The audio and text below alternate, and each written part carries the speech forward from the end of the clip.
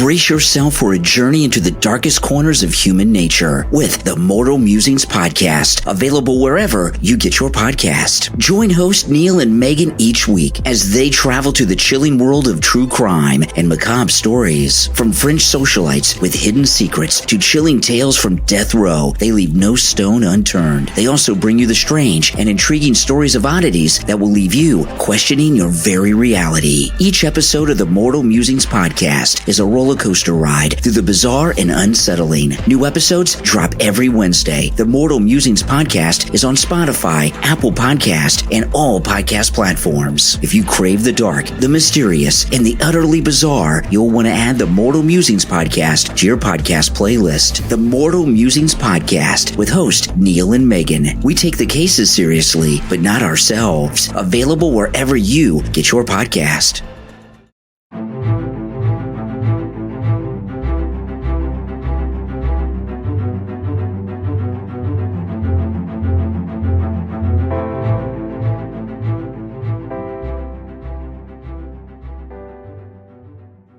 Hello everyone and welcome. My name's Rachel.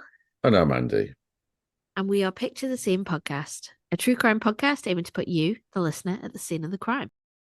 We bring you a new episode on a weekly basis, with Andrew mainly focusing on the lesser-known crimes from the UK and Ireland, and me sometimes taking on some of those bigger, more well-known cases from time to time.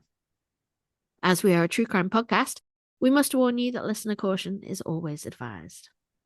If you happen to like what you hear, then please spread the word to your friends and family about us. Also, please do follow us on whatever social media platform you prefer. And wherever you listen, if you have the capability, then why not give us a rating and review as well? These ratings mean so much to us, not only because we love hearing from our wonderful listeners, but it also encourages other people to go find us and give us a try. So thank you from the bottom of our hearts. And if you like us that much that you want to support us, you can now do so for less than the cost of a small Americano on Patreon. Our signups are starting as low as £1, and we release bonus content every month. And we also take recommendations from our Patreon subscribers. Your support for our little pod really does mean the world to us, so thank you to each and every one of you who continue to support us. And finally, for now, the links to our social medias and Patreon can be found in the show notes or by visiting patreon.com/scenepod. That's patreon.com/SCENEPOD. So, Andrew, before we get into it, I'm just going to address the elephant in the room. I've definitely got a blocked nose, and I'm definitely suffering with my first cold of the season. So apologies in advance today, because I'm bringing you the script, but we will power through. And now that I've also put that out there, how have you been since we last recorded? I've been okay. I just realised, sitting here listening to you read our intro, how boring that must be to hear that every single week. Maybe sometimes we'll skip it, because we just say the same things, don't we? Maybe sometimes we'll skip it. That's rich, isn't it? He says it more often than I do, and I say it, and he goes, "Oh God, I've just realised how boring it is." Well, when you say it, I mean, for me saying it as well, when you say it, you don't really just reading it, aren't you? You don't register it. But I'm just thinking someone has to listen to that every week. Maybe we could skip it some weeks. But well, do you know what? You know what? They can always use that little 30-second skip on their podcast platform of choice, can't they? Yes, they can. Yes, they can. Yes. Yeah.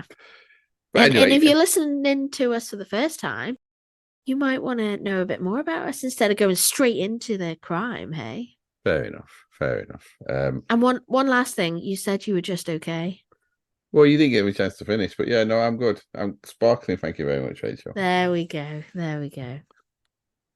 For our listeners, Rachel spent yesterday bossing me about at work, so this morning it's a bit of a respite, I guess, isn't it? Wow, I didn't realise I was bossing him about yesterday, but there we go. Not bossing, just what's the word? Managerial. Natural born manager, Rachel. Wow. Well, I don't get to boss anyone around at home, so yes. It's even more impressive because Rachel's not even my manager. So it's anyway, I'm just extending this any further on that. But I am sparkling, and I hope you are too. Yeah, apart from the cold and runny nose. All good. Right then. Okay. Well, all that's left for me to ask you this week is, are you ready for some true crime? And after that intro, I am, and I guess our listeners are too. Yeah, you're more than ready because we've bored you a little bit with the intro. Okay. Well, today we're taking you back to Monday, the 22nd of August, 2022, and to the district of Dovecot in Liverpool, in the northwest of England. Despite it being smack bang in the middle of the British summer, the weather was grey and cloudy on this particular August day, with intermittent rainfall throughout the day. Temperatures reached highs of 21 degrees Celsius, approximately 70 degrees Fahrenheit, and the sun had set around 8:10 in the evening. While much of Merseyside were glued to their TV screens at 9:52 that evening, when the final whistle blew at Old Trafford and Liverpool fell to a disappointing defeat of 2-1 to rivals Manchester United. Ooh. Just 6 minutes later, boo, indeed. Just 6 minutes later, at around 9:58 p.m. on Kings Heath Avenue, 46-year-old Rachael Korbel heard a disturbance outside her front door and headed down her stairs to investigate. Her 3 children, Ryan, Chloe, and Olivia, were all awake in their rooms, given it was the summer holidays, and they had all been instructed to remain there while Cheryl went to take a look at what was going on, seemingly right outside her front door. Unbeknownst to her, her youngest daughter Olivia, though, aged 9 at the time, had rushed down the stairs and was right behind her mum as she opened up the front door to be confronted with a man attempting to force himself into the family home. She fought with the man, but he broke through and headed on towards the back of the house, at which point Cheryl managed to close the front door, but not fully, as the latch was left on.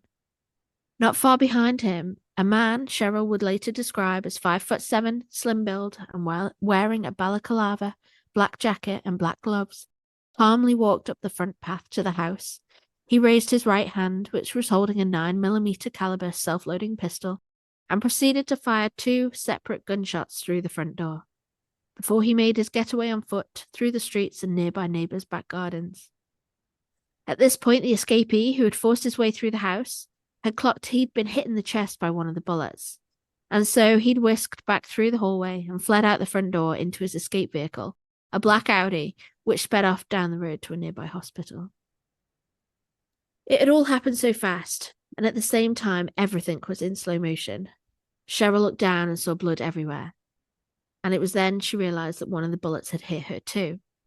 It had made its way right through her wrist.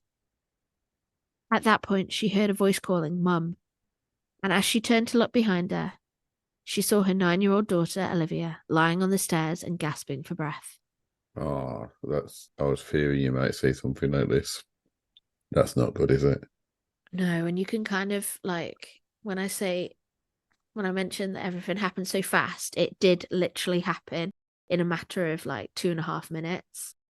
But at the same time, Cheryl said everything was in slow motion. So it would do, wouldn't it? This guy coming past her looking down, seeing her wrist like full of blood, and then her daughter calling out for her. It was all like super slow.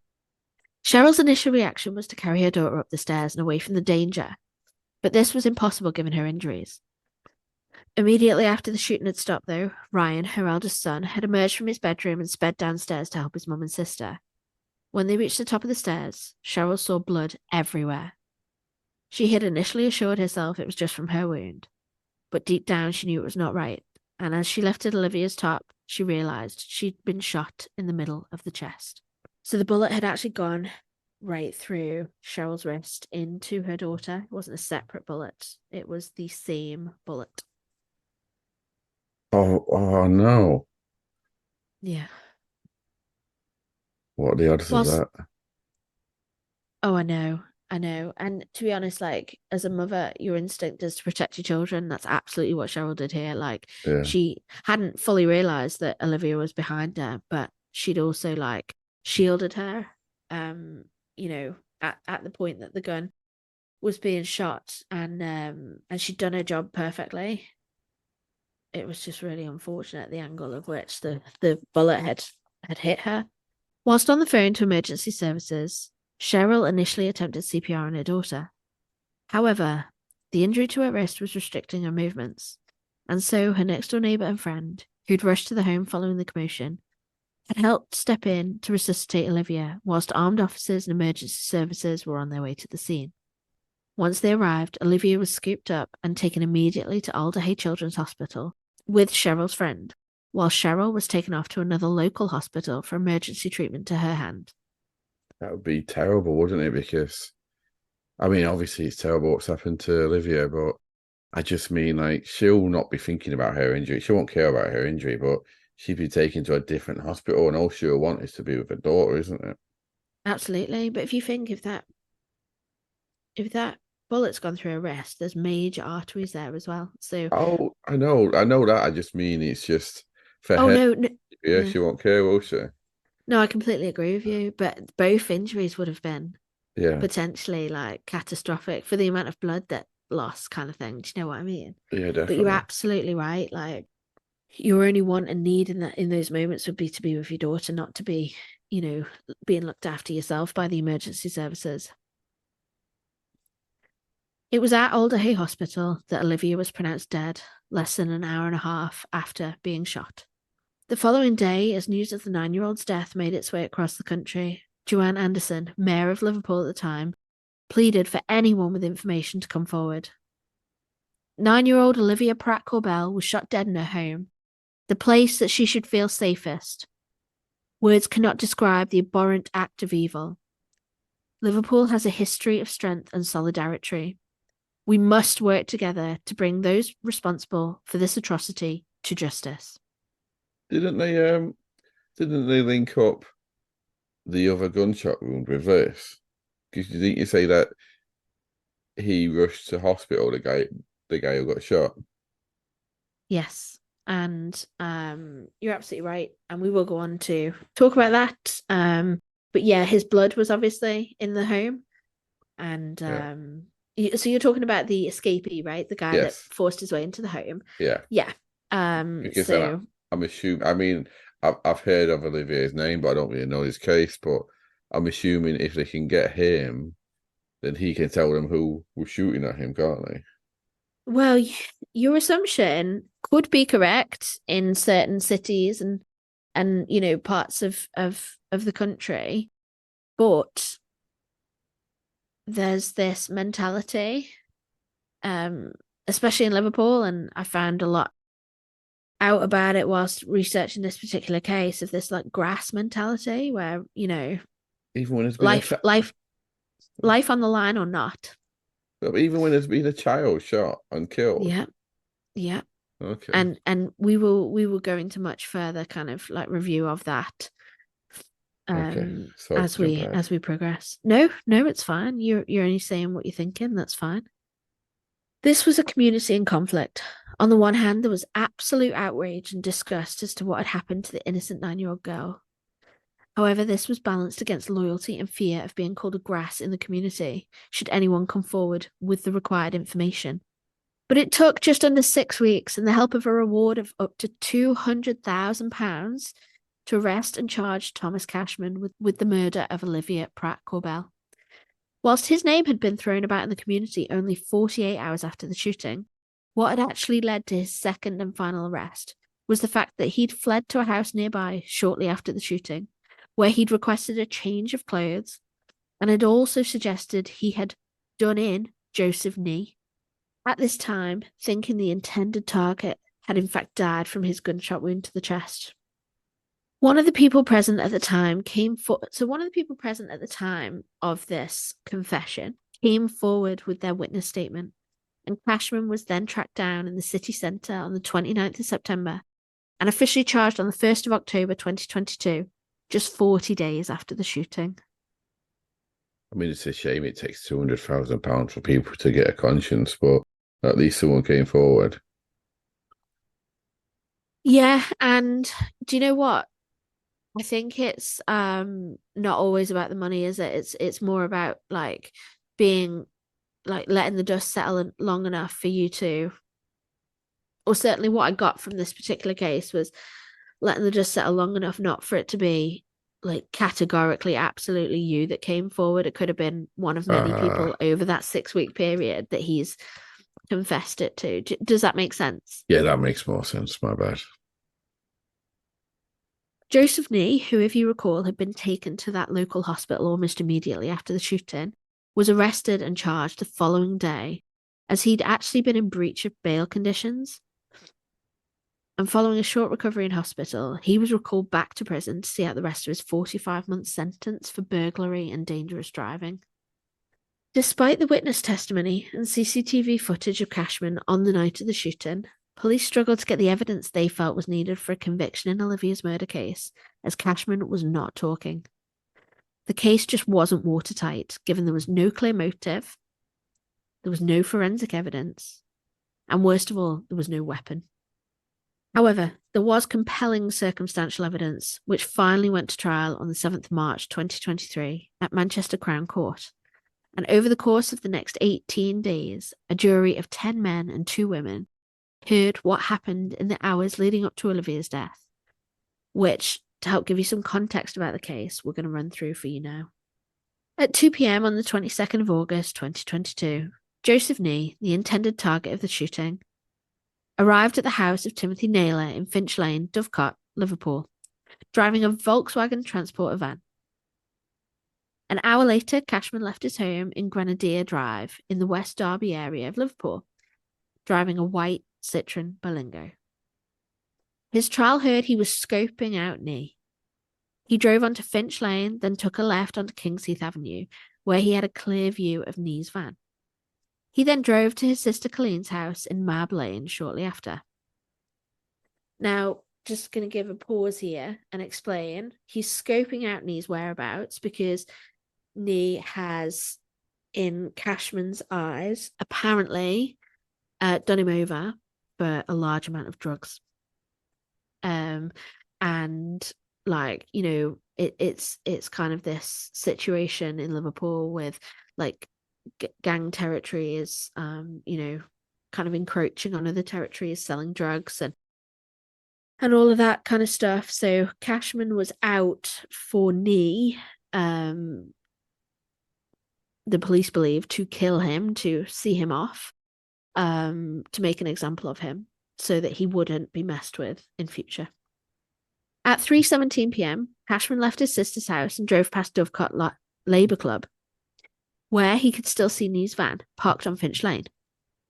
Just before 4 p.m, Cashman, with his hood up, arrived on foot at the corner of Berryford Road and stood looking at the direction of Naylor's house on Finch Lane before he turned around. At this point, though, Nee's van was no longer parked outside, as he'd actually left and gone to Screwfix. But the prosecution alleged that Cashman intended to shoot Nee whilst he was out on foot on Finch Lane, but was thwarted because he was no longer there. And that's like the audacity of this gang culture. It's 4:00 in the afternoon in August. Yeah. He wants to pull out a gun and shoot somebody through their front window. Like, and these are like terraced houses. We're not talking about, you know, private land, private areas, you know. And all of this, by the way, is, as I've said, captured on CCTV, Ring doorbell cameras, and you know, like dash cams. And he was willing to be, like, you know, captured doing that. And 4:00, it's when all the kids are coming home from school as well, isn't it? Oh no, you said it's school holidays, sorry. It is school holidays, but no, in essence, they'll be out playing. 4:00 on an August, fair enough. It's a bit overcast, but won't stop them being out on their bikes and, you know, mucking around in the streets while they're. No, that's true. Cashman then went back to his sister's house, where he stayed for 4 minutes before he drove away in his Citroen Berlingo to Finch Lane, and then stopped at his brother Kevin Dunn's house, where he could see Naylor's property once again. He spent the next 3 hours driving past Naylor's house over and over again before going home. Again, just to reiterate, this is all caught on CCTV and Ring doorbell and dash camera footage. He never admitted to being in that car and all this activity, like him being responsible for it, but it was all like painstakingly pieced together by the prosecution. So the premeditation was there then? Oh yeah, like, yeah, absolutely. You know, he was hell-bent on, like, taking Nee out. Nee arrived back at Naylor's house just ahead of the match between Liverpool and Manchester United, which kicked off at 8 p.m. that evening. Just after the game started, Cashman drove back and spotted Nee's van in Finch Lane once again. So he went to his friend's house, then back home, before heading to his sister's house in Mab Lane once more. At 9 p.m, he left his sister's, dressed all in black, and parked his van on Aspus Road. CCTV captured Cashman walking along Finch Lane towards King Heath Avenue, where he lay in wait for Nee, at this point armed with 2 weapons. At 9:52 p.m, the final whistle, Nee left his friend's house after the football match had finished, and at 9:59, CCTV footage shows Nee and one other person being chased up Kings Heath Avenue by Cashman, who at this point fires 3 shots in the street. This was the commotion Cheryl Korbel had heard from upstairs in her home.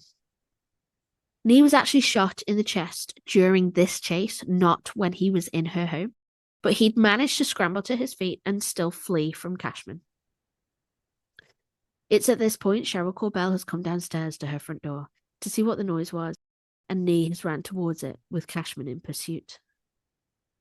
2 more shots were fired, one which goes through the front door, going straight through Cheryl's wrist and striking Olivia in the chest. The emergency services were called immediately after this shot was heard. Just 3 minutes after the pursuit of Nee, at 10:02 p.m, Cashman was seen back in Finch Lane and running across the road to Buryford Road. It is from here he is believed to have run through gardens and flee the scene, as he's not captured again on CCTV. You may recall I mentioned that it was at his second arrest on the 29th of September that he was finally charged with the murder of Olivia Pratt-Korbel. But despite his poor attempts to lay low in the days and weeks following the death of Olivia, his first arrest actually came on the 4th of September at his home. However, he was released on conditional bail on the 6th, just after 2 days in custody, as the police did not have sufficient evidence to charge him with anything at this time. But over the course of the 4 weeks, with the help of witnesses and the camera footage, his movements on the 22nd of August, and the behaviour following the shooting, it finally proved enough evidence for the jury, who would take just 3 hours to reach their verdict. On Thursday, the 30th of March, 2023, Thomas Cashman was found guilty of the murder of Olivia Pratt-Korbel, along with the wounding of Olivia's mother, Cheryl Korbel, and the attempted murder of his intended target, Joseph Nees, and 2 counts of possession of a firearm with intent to endanger life. On Monday, the 3rd of April, 2023, 34-year-old Thomas Cashman was sentenced to life imprisonment for Olivia's murder, as well as the attempted murder of his intended target, and he was ordered to serve a minimum of 42 years before being considered for parole. Wow, that has to be one of the longest I've ever heard that hasn't been whole life. Yeah, I'd absolutely agree with you. And I think it was the fact that he had so coldly shot through that front door, knowing there were innocent people on the other side of the door. And he had then, he hadn't even flinched. He'd just run away. He'd, gone into hiding. He tried to deny everything. A 9-year-old girl had died because of his actions, and he just had zero emotion about it. Do you know what I mean?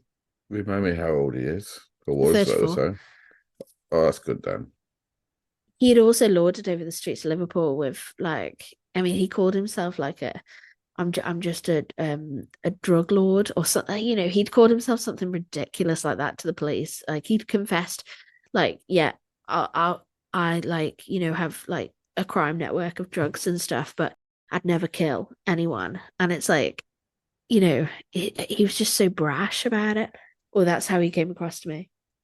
That's crazy. A couple of questions. Firstly, this Neil guy, is it Neil? Or Nee, sorry, this Nee guy. Did he give any sort of testimony in court or not? No, not that I've read. But he was back in prison at this point, serving out the rest of his sentence. So again, he's probably not going to be one that's going to come and testify against Cashman. He's already got probably a price on his head for what he's caused. Do we know why the judge just didn't give a whole life order? Because it's not far off. I can't remember one that's ever been that high and not been a whole life order. No, I can't answer that question either. It wasn't really referenced in the transcripts that I read and Do you some know of the what? articles. Do you know what though? If there's been a starting point, there's always got to be a starting point, Yeah, and the judge added on for premeditation and then the victims and all this stuff. Then it's all added up.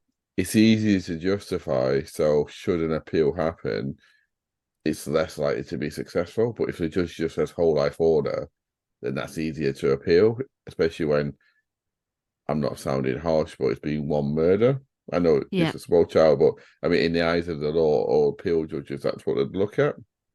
So that's probably quite clever by the judge then. Guess the judge would have had to have a starting point and then say exactly what the aggravating factors were, which yeah, meant it's harder for him to appeal. So that's good at least. absolutely.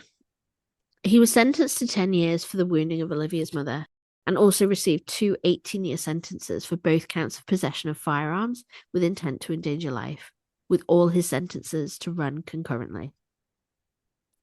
This does mean at the point in which he'll become eligible for parole, he'll be in his mid-70s. So he'll be truly kept off the streets of Liverpool for the majority of his life. Well, I don't see him being. He's going to be mid 76 or whatever. Like, is he going to want to come out? Probably most of his family are dead. He might think himself as a drug lord, but he's not going to have any money left at that time, is he? I guess there's probably a confiscation order gone against him as well. So it'd be easy for him just to stay in prison, wouldn't it? You'd think so at that point, if he survives that long as well. Like, I Yeah, can't that's imagine he's true. going to have a particularly nice ride in prison, is he, for taking the life of a 9-year-old girl? No, that's true. And yeah, unless they put him on the protected wing, but he won't want to go on there where it sounds like he's got an ego. So yeah. Yeah. Cashman actually refused to attend court to hear his sentence after he'd put the Pratt-Korbel family through hell for 18 days, reliving the death of their daughter. He couldn't even be bothered to stand up in front of the court to hear his verdict. And I think that just echoes once again the audacity of this human being. Yeah, if he had any morals, he would have admitted to it, knowing he'd probably be found guilty. So to save them the hassle of and not the aggravation, but to save them the pain of having to go through it.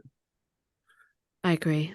Chief Constable of Merseyside Police, Serena Kennedy, in an interview held after the trial, confirmed what everybody had been thinking all along.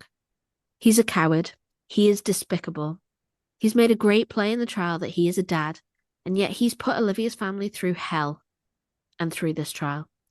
I hope he reflects every morning when he wakes up behind bars and every night when he goes to sleep about what he's put Olivia's family through. Now, if you recall a couple of episodes ago, was it this season we did Lucy Letby, or was it last season? It was This last season. season. Oh, last season, yeah. Now, if you recall last season, we covered the episode on the nurse, Lucy Letby. Now, following her conviction, she refused to return to the dock in August in 2023, and steps are now being taken to ensure that these criminals are ordered to attend their sentencing in court, or they could otherwise face a further 2 years locked up for failing to appear for their final moment of justice. I don't think that Cashman will be eligible for this because it's all come about since his sentencing in 2023. But it just means that people that are like disrespectful enough not to attend court for their sentencing have that additional factor of facing a longer time behind bars in the future. I mean, that's good, but if you think about like Lucy Letby, who got a whole life, didn't she? Yeah. And Thomas Cashman, who got 42 years, I don't think it would have made much difference. Like Lucy Letby can't add 2 years onto her whole life, and No. Thomas Cashman like 42, 44. Like, Yeah, you'd think though that it wouldn't help their appeal cases, and that's things like true. that. It's definitely not a good character testimony, is it, that you refuse to attend court? And parole as well. Parole And for parole, Cashman, if yeah. they're eligible, absolutely. The new power would likely apply in cases where the maximum sentence is life imprisonment, and it could include crimes such as murder, rape, and GBH. Until recently, there was no mention of laws to make it a legal obligation to attend court for sentencing, But the default is that the accused is expected to attend. So it's kind of a given that, you should attend your sentencing. You've had to attend court to hear the evidence. The families have had to attend court to give evidence and hear what's being said. Like, I guess what I'm trying to say is it shouldn't have to be made like a law to attend court for your sentencing. It's a shame that it is.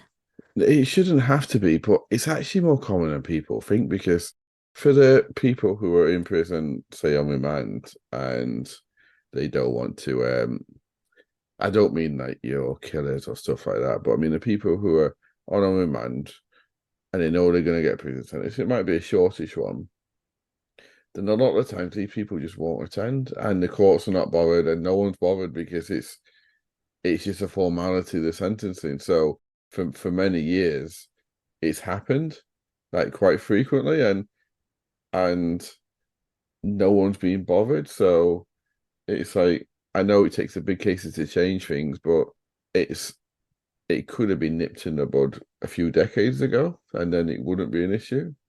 Absolutely. And of course, there are always going to be good reasons for defendants not to attend court.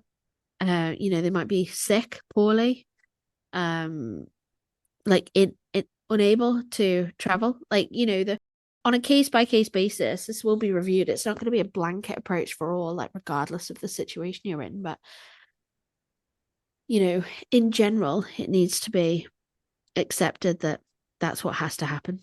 Yeah, of course, yeah. Thomas Cashman has since appealed his conviction, however, has been successful on both attempts, the most recent being heard at the Court of Appeal on the 15th of November 2023. His request was to have his 42-year sentence cut on the basis it was too harsh, but the case was thankfully thrown out by the 3 appeal judges. And I know on this pod we speak about it a lot, and we don't agree with life behind bars where unnecessary. However, as we've already kind of said, like, Cashman had really lorded over Liverpool for many years, and the community were living in fear, especially in and around the areas that he operated. Given he couldn't even be bothered to turn up for his sentencing, I honestly don't believe that this man deserved to have his appeals upheld.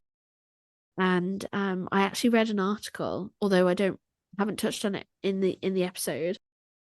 I read an article that said that he could cost the taxpayer up to £300,000 in his appeal process by the time he's exhausted all avenues, which to me is just his final, like, FU to, the justice system, that he will just, do whatever he can to spend and waste taxpayers' money trying to appeal a sentence that is not going to be successful.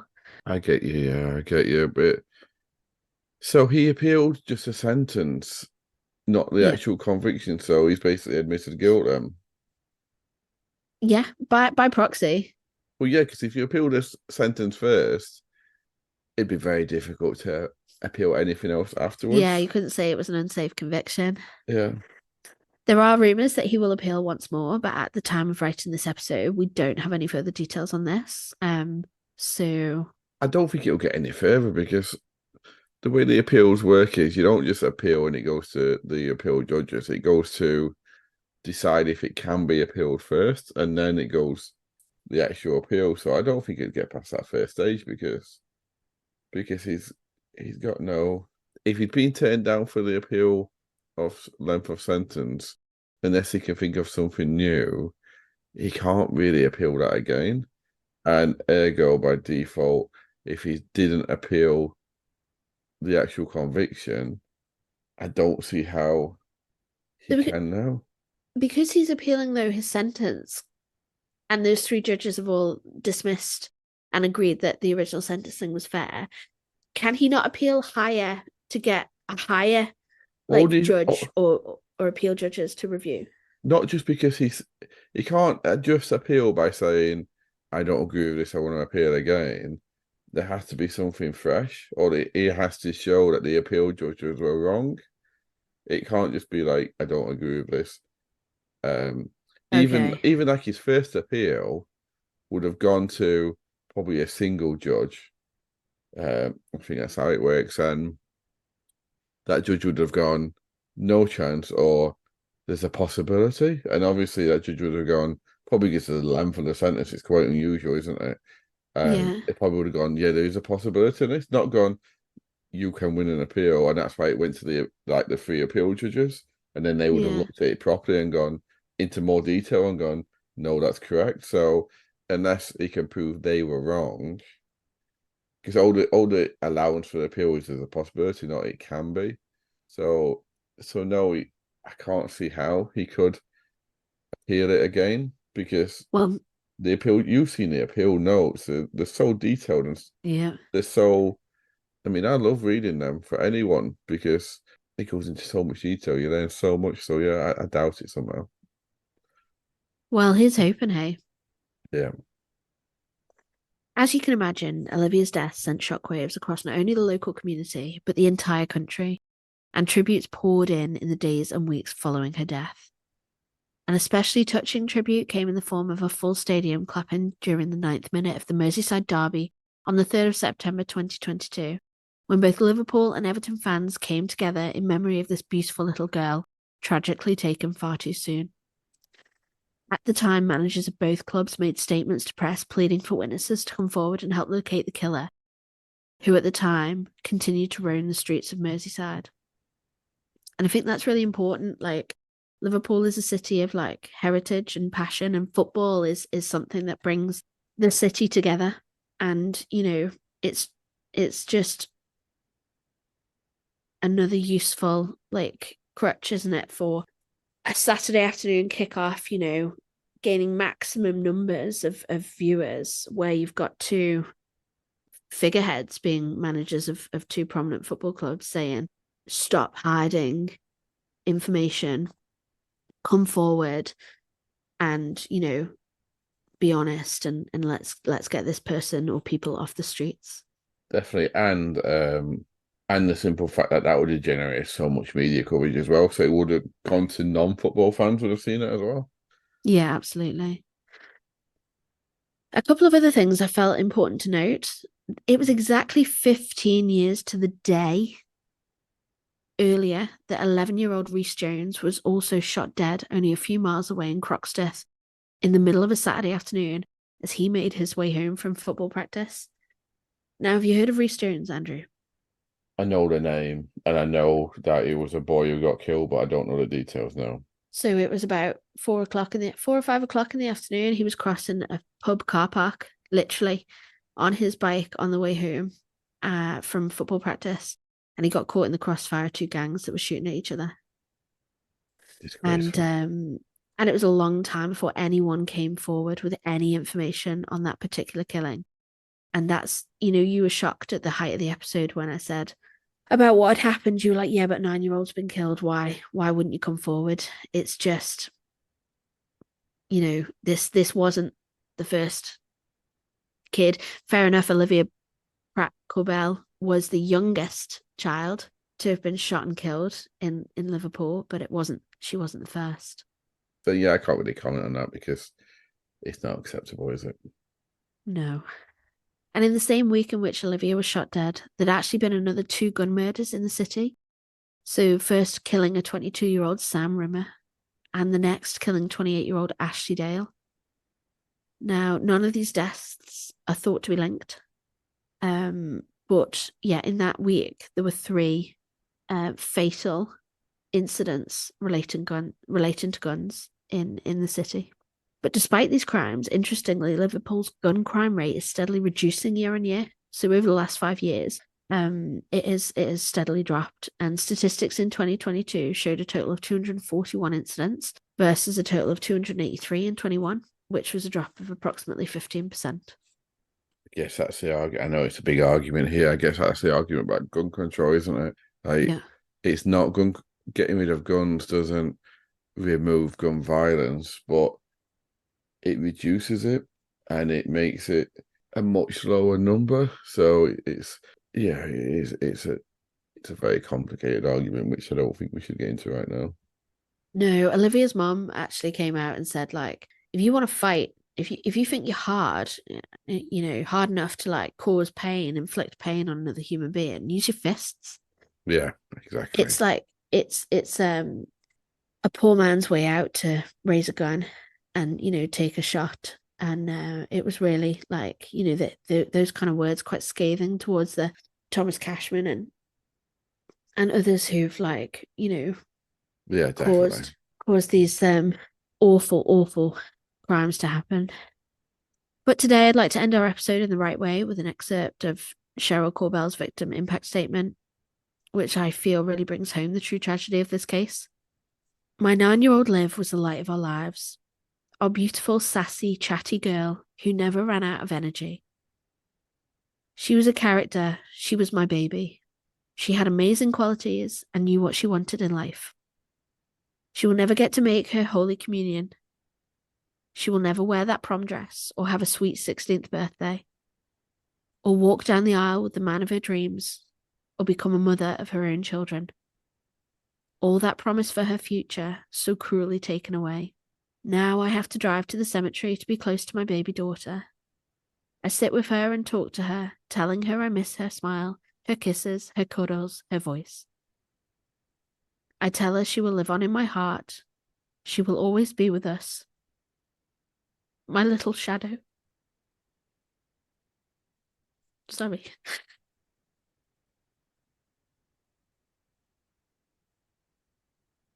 Seconds. I'll reread that. I don't want to cry. No, don't reread that. That's fine. It's okay to have some emotion. Oh God, it's just so sad. I actually didn't stop crying right in this episode. It's natural to have. It just shows you're human. Don't worry, Rachel. Carry on. We love you endless amounts, Liv. So this has been season 4, episode 9, titled My Little Love, My Little Shadow. So Andrew, what did you think of the case? Yeah, there's a reason I try to avoid cases like this. I mean, just to read as general and watch as I intake news, because it's just so sad. The emotions you've just felt, yeah, you feel them yourself, don't you? So it's sad and it's tragic that like all you can hope for is that the people involved in these sort of crimes sees the impacts it has on families, and you're not going to stop people committing crime and committing violence against each other, but these people can have a thought and try and minimize it against the impacting innocent people in innocent lives. I know, and yeah, I mean, I've tried to keep the episode today because I got quite upset writing it. I've tried to keep it quite factual and like to the point, because we are a true crime podcast and we are here to bring people like, a case that's talking about, a crime that's happened and all of that, all of the speculation and the, all of the kind of evidence gathering that comes with it. But this particular case, like I've covered some awful and really upsetting cases as of you, but this one just hits differently. Yeah, definitely. So for one last time, if it's safe for you to do so, I'd like you to relax, to close your eyes and picture the scene. It is often said in the case of tragedies like this one that the innocent victim was very much in the wrong place at the wrong time. But this gorgeous, vibrant and energetic 9-year-old was very much in the right place, right beside her mum in their beautiful home. Thanks all, and until next week, goodbye. Thank you all.